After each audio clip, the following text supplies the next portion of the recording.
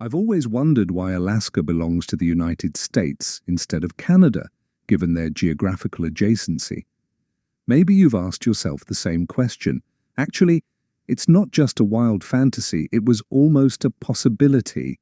Imagine if the breathtaking glaciers, shimmering auroras, and rugged wilderness of Alaska were part of Canada today. However, history proved otherwise. In 1867, the United States purchased Alaska from Russia for $7.2 million, a move that many ridiculed at the time, calling it Seward's folly.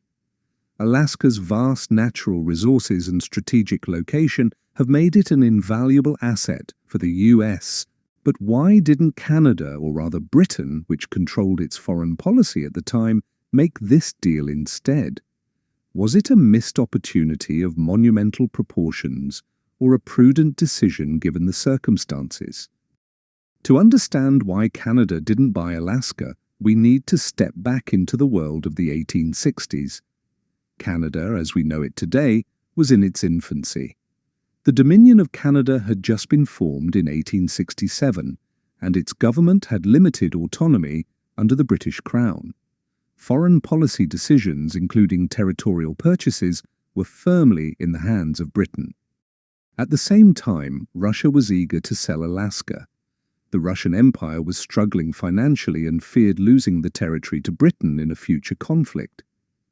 Selling Alaska to the United States was seen as a way to gain funds and strengthen ties with a growing power in the Americas. The United States, on the other hand, was driven by its belief in manifest destiny, the idea that it was destined to expand across North America. Alaska's vast land and strategic position were appealing, even if many Americans initially dismissed it as a frozen wasteland. For Russia, selling Alaska to the US rather than Britain was a calculated move to prevent strengthening its rival. Several factors explain why Canada or Britain didn't pursue the purchase. First, economic constraints played a significant role. At the time, the Canadian territories were sparsely populated and economically limited. Investing $7.2 million, a substantial sum in the 19th century, in a remote, icy wilderness seemed impractical. Britain, too, was not keen on spending resources on what it perceived as an unnecessary acquisition. Instead, it prioritized its colonies in Asia and Africa, which were seen as more lucrative and strategically important. Second, there was a lack of foresight about Alaska's potential value. The gold, oil, and rich fishing waters that would later define Alaska's economy were unknown or underestimated at the time. To many, Alaska seemed like a frozen expanse with little to offer. Finally, there were geopolitical considerations. Britain's relationship with Russia and the United States was complex. Acquiring Alaska might have strained these relationships further, and Britain likely calculated that avoiding potential conflict was a safer course. Let's entertain an alternative history. What if Canada had acquired Alaska? The benefits could have been as vast as the territory itself. Imagine Canada's economy fueled by Alaska's oil, gold, and fisheries. Canada might have traded maple syrup for fish tacos long ago. The natural beauty of Alaska could have become the cherry on top of Canada's tourism industry, giving Banff and Jasper some serious northern competition. Strategically, owning Alaska would have made Canada the ultimate Arctic heavyweight, giving polar bears dual citizenship and adding more moose to its already impressive collection.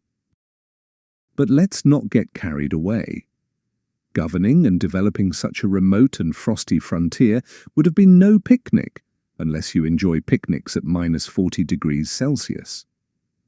The young Canadian economy might have buckled under the weight of managing its icy treasure chest. And during World War II, maintaining Alaska would have required a lot more than just Tim Hortons and hockey spirit. It would have needed substantial resources, infrastructure, and a whole lot of grit. For the United States, the purchase of Alaska turned out to be a masterstroke. The discovery of gold during the Klondike Gold Rush in the late 19th century and later the vast oil reserves transformed Alaska into an economic powerhouse. Its strategic location proved vital during World War II and the Cold War, serving as a defense outpost against potential threats from the Pacific. Today, Alaska's pristine wilderness and unique culture make it a beloved destination for tourists and adventurers. Would Canada have been able to realize the same potential? It's a question that fuels endless speculation. Hindsight often makes us see opportunities missed, and the decision not to buy Alaska can feel like one of those moments. Yet at the time, the choice seemed practical. For Canada and Britain, the financial and geopolitical risks outweighed the perceived benefits. Still, it's hard not to wonder, what if history had taken a different course? How would Canada's identity and global standing have changed with Alaska as part of its territory? What do you think? Was it a missed opportunity, or did Canada and Britain make the right call? Let us know your thoughts in the comments below. Don't forget to like, comment, and subscribe to Pearls of Time for more intriguing stories from history. We'll see you in the next video.